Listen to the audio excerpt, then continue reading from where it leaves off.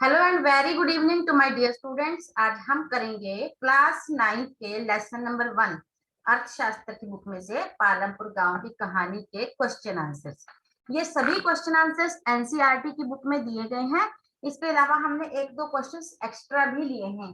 आप सब क्वेश्चंस उतार सकते हैं, कॉपी पे लिख तो सकते ही हैं, साथ के साथ हमने इनको समझाया है जिसकी वजह से आपको याद करने में बिल्कुल भी अधिक समय नहीं लगेगा। तो चलिए शुरू करते हैं। सबसे पहला क्वेश्चन है, गांव भारत की जनगणना के दौरान 10 वर्ष में एक बार प्रत्येक गांव का सर्वेक्षण किया जाता है। आपको पता ही है। ये होता है जैसे कि 1911 फिर 1921 में इस बार साल होना था। शायद किसी तकनीकी कारणों से थोड़ा डिले हो गया है, लेकिन हमेशा ऐसा ही होता है। जैसे 1991 में हुआ, फिर उसके बाद 2001 में, 2011 में, ऐसे 10 वर्षों के बाद पूरी जनगणना होती है कंप्लीट डिटेल। तो पालमपुर गांव के बारे में जिसके बारे में हम लास्ट पिछली दो वीडियोस में बहुत अच्छे से पढ़ चुके हैं, उनके लिंक भी या पूरी की पूरी 9th की जो प्लेलिस्ट है जिसमें सारी वीडियोस हैं वो मैं साथ में डिस्क्रिप्शन बॉक्स में दे दूंगी। पालमपुर से संबंधित सूचनाओं के आधार पर कुछ जानकारियां भरें। वैसे तो पालमपुर एक कल्पित यानी कि काल्पनिक गांव है, लेकिन फिर भी ये कुछ मैच करता है। अवस्थिति क्षेत्र उत्तर प्रदेश के पश्चिमी भाग में पालमपुर गांव। अवस्थिति क्षेत्र मतलब कहाँ पर पड़ता है। उसके बाद है गांव का कुल क्षेत्रफल या कुल क्षेत्र 300 हेक्टेयर। भूमि का उपयोग कैसे हो रहा है? दो भागों में, कृषि भूमि और जो भूमि कृषि के लिए उपलब्ध नहीं है। अब कृषि भूमि भी दो प्रकार के, सिंचित और असिंचित। जो सिंचित, जहां सिंचाई के अच्छे साधन है, वो 200 हेक्टेयर है। लेकिन जहां सिंचाई के अच्छे साधन नहीं है, जहां पर सिंचाई का साधन नहीं, सिर्फ वर्षा पर ही निर्भर है कृषि, वो 74 है। और ऐसी भूमि जहां पर कृषि तो नहीं होती लेकिन वो निवास स्थान, सड़कें, तालाबों आदि के लिए आरक्षित है, वो 26 हेक्टेयर है। उसके बाद सुविधाएं, शैक्षणिक सुविधाएं क्या है? दो प्राथमिक विद्यालय, एक हाई स्कूल। चिकित्सा, एक राजकीय प्राथमिक स्वास्थ्य केंद्र सरकार की तरफ से, यानी कि राजकीय का मतलब सरकारी, और एक प्राइवेट डिस्पेंसरी। फिर बाजार, वैसे तो बाजार नहीं है क्योंकि गांव है, लेकिन फिर भी बस स्टैंड के पास जो घर पड़ते हैं, जो परिवार है, उन्होंने अपने घर के ही छोटे से हिस्से में दुकान खोल रखी है किराना वगैरह की। उसके बाद है बिजली आपूर्ति। हाँ, ये बड़ी सुखद बात है कि गांव के सभी घरों में बिजली की आपूर्ति है। संचार का साधन क्या है गांव में? टेलीफोन। और निकटतम कस्बा क्या है? शाहपुर। जबकि निकटतम बड़ा गांव जो है वो है रायगंज। उसके बाद है खेती की आधुनिक विधियों के लिए ऐसी अधिक आगतों की आवश्यकता होती है जिन्हें उद्योगों में विनिर्मित मतलब बनाया जाता है। क्या आप सहमत हैं? बिल्कुल। खेती के लिए हमें बहुत सारी आधुनिक विधियों, औजारों की आवश्यकता होती है, जैसे कि बीज बोने के लिए मशीन, ट्रैक्टर, फसल काटने की मशीन, क्या बोलते हैं? हार्वेस्टर बोलते हैं। और जब उसको अलग अलग करते हैं, जो तूड़ी है उसको अनाज से, तो उसे कहते हैं थ्रेशर। खरपतवार नाशक मशीनें, ये सब जो है उद्योगों में ही बनती हैं। उसके बाद है पालमपुर गांव में बिजली के प्रसार ने किसानों की मदद कैसे की। मैंने ऊपर भी बताया है कि पालमपुर गांव में बिजली की आपूर्ति जो है सारे गांव में है। बिजली के आगमन से सिंचाई की पद्धति ही बदल गई है। पहले किसान बैलों की सहायता से रहट चलाते थे। रहट में क्या है? बैल जुते हुए हैं दो, और एक गोल चक्कर है जिसमें बाल्टियां बंधी हुई हैं। वो पानी जब नीचे जाता है, पानी भरता है, फिर ऊपर आता है, उससे सिंचाई की जाती थी। लेकिन अब नलकूप यानी कि ट्यूबवेल जो है बिजली से चलाए जाते हैं, और बड़े ही प्रभावशाली ढंग से सिंचाई की जाती है। और इस वजह से किसान अब वर्ष में 3 फसलें भी उगाने लगे हैं। क्या सिंचित क्षेत्र को बढ़ाना महत्वपूर्ण है? बिल्कुल, क्योंकि जनसंख्या बढ़ रही है। खाद्य आवश्यकताएं यानी कि खाने के लिए फसल जो है उसकी आवश्यकताएं भी बढ़ रही हैं।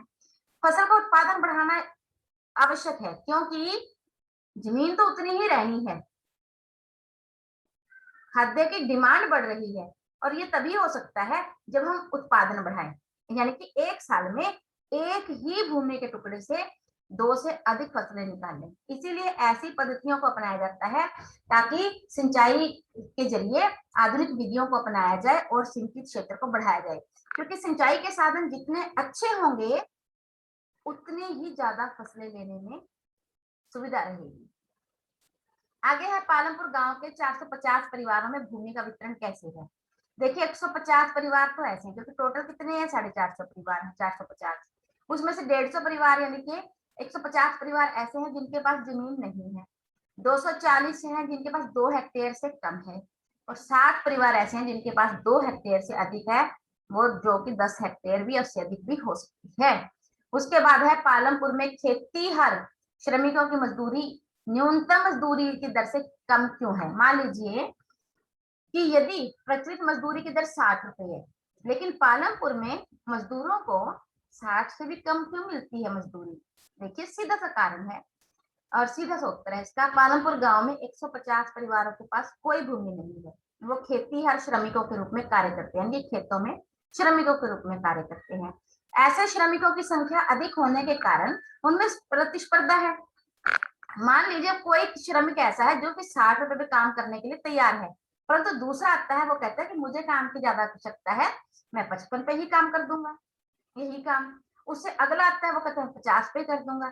तो इस वजह से वहां के जो खेती हर श्रमिक हैं उनकी न्यूनतम मजदूरी से भी कम मजदूरी है, क्योंकि वो कम वेतन पर काम करने के लिए तैयार हो जाते हैं। एक ही भूमि पर उत्पादन बढ़ाने के लिए अलग अलग कौन से तरीके हो सकते हैं। देखिए नंबर 1 तो है एक वर्ष में सेम भूमि पर 2 या 2 से अधिक फसलें पैदा की जाए। नंबर 2 अधिक उपज वाले बीजों का प्रयोग किया जाए या आधुनिक कृषि विधियों का प्रयोग किया जाए। और चौथा जो है वो है उर्वरक। उर्वरक का मतलब रासायनिक खादें, खरपतवार नाशक होता है, कीटनाशकों का प्रयोग करके हम अपनी फसल के उत्पादन में कई गुना बढ़ोतरी कर सकते हैं। 1 हेक्टेयर भूमि के मालिक किसान के कार्य का ब्यौरा दीजिए। मान लीजिए किसी किसान के पास मात्र 1 हेक्टेयर भूमि है, तो वो कैसे करेगा काम। अब देखिए 1 हेक्टेयर जो कि 100 मीटर भुजा वाला छोटा सा भूमि का टुकड़ा है, उस पर किसान नेचुरली किसी और को तो काम पे नहीं लगाएगा, अपने परिवार के सदस्यों के साथ खुद ही खेती करेगा। दूसरा क्योंकि वो छोटा सा टुकड़ा है तो आधुनिक कृषि तकनीकों का प्रयोग या ट्रैक्टर का हार्वेस्टर का प्रयोग भी नहीं कर सकता। तो हमारी सलाह में उसे इस टुकड़े पर हो सके तो गैर कृषि कार्य करने चाहिए, जैसे कोई लघु उद्योग लगाना, डेयरी फार्म खोलना, क्योंकि वो कृषि का ज्यादा फायदा उस टुकड़े से उठा नहीं पा रहा, इसलिए वो अन्य कार्य कर सकता है। उसके बाद है मझोले और बड़े किसान कृषि से कैसे पूंजी प्राप्त करते हैं। मझोले होते हैं जिनके पास जो है 2 हेक्टेयर से लेकर और 10 हेक्टेयर के बीच की भूमि होती है, और बड़े जो जिनके ऊपर 10 से भी ज्यादा है। और छोटे किसानों से कैसे उनकी पूंजी भिन्न है। देखिए मझोले और बड़े किसान के पास भूमि का बड़ा भाग होता है, उनका फसल का उत्पादन भी अधिक होता है।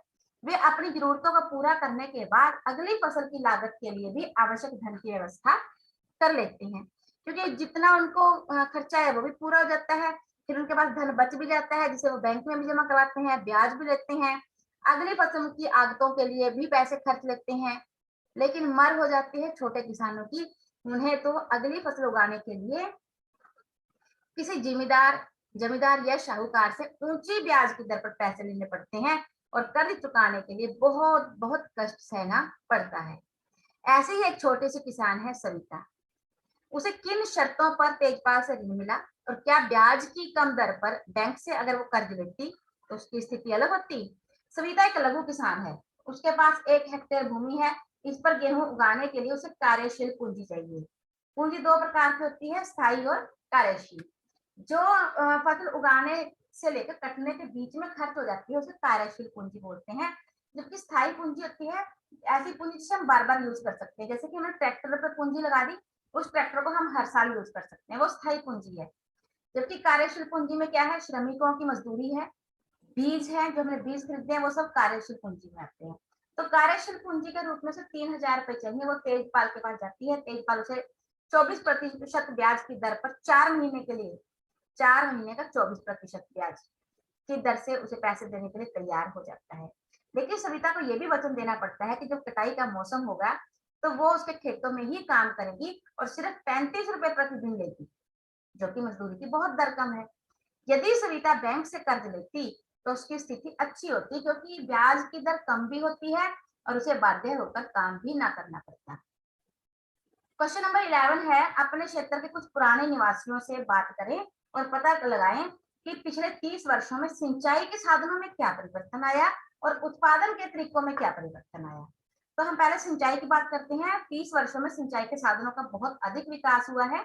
पहले सिंचाई का मुख्य साधन वर्षा और रहट होते थे, परंतु अब बिजली आने की वजह से ट्यूबवेल ने रहट का स्थान ले लिया है और आसानी से किसान वर्ष में 2 से 3 फसलें निकाल रहे हैं। उत्पादन की विधियां भी पहले पुरानी थी। खेती बैलों के द्वारा हल चलाकर की जाती थी। कटाई और गहाई का काम भी किसानों के द्वारा ही किया जाता था, परंतु अब ट्रैक्टर, उच्च उत्पादकता वाले बीज, कीटनाशक और उर्वरक के प्रयोग से उत्पादन में बहुत अधिक वृद्धि हुई है। उसके बाद है अपने क्षेत्र में कौन से गैर आपके क्षेत्र में कौन से गैर कृषि कार्य चल रहे हैं या कार्य हो रहे हैं। एक तो देखिए दूध, जिसे हम कहते हैं डेयरी, फिर आटा चक्की लगाई जा सकती है, किराने की दुकानें हैं, जूते बनाना, टोकरी बनाना, टैक्सी चलाना, यातायात के साधनों का संचालन, हलवाई की दुकान, ये सब किसमें आती है? गैर कृषि कार्यों में आती है। उसके बाद है गांव में और अधिक गैर कृषि कार्यों को प्रारंभ करने के लिए क्या किया जा सकता है। सरकार कम ब्याज दर पर ऋण उपलब्ध करा के लघु उद्योगों को विकसित कर सकती है। पर्यटन उद्योगों को बढ़ावा दिया जा रहा है, जिससे गैर कृषि क्रियाओं को विकसित किया जा सके। उत्पादन के 4 कारक। नंबर 1 भूमि, भूमि का टुकड़ा जिसमें है। श्रम, श्रम 2 प्रकार का, कुशल और अकुशल। फिर उसके बाद है भौतिक पूंजी, जिसमें स्थायी और कार्यशील सभी हो सकती हैं। मानव पूंजी है उद्यम, जो कुशल मानव है जो अपना पूरा इस बात की जिम्मेवारी उठाता है उत्पादन के लिए, वही कहीं ना कहीं से अरेंज करता है भूमि को, श्रम को, भौतिक पूंजी को, पूरे चीज को मैनेज करता है, उसे हम कहते हैं मानव पूंजी। ये सभी उत्पादन के कारक बेकार हैं यदि मानव पूंजी ना हो। उसके बाद है हरित क्रांति।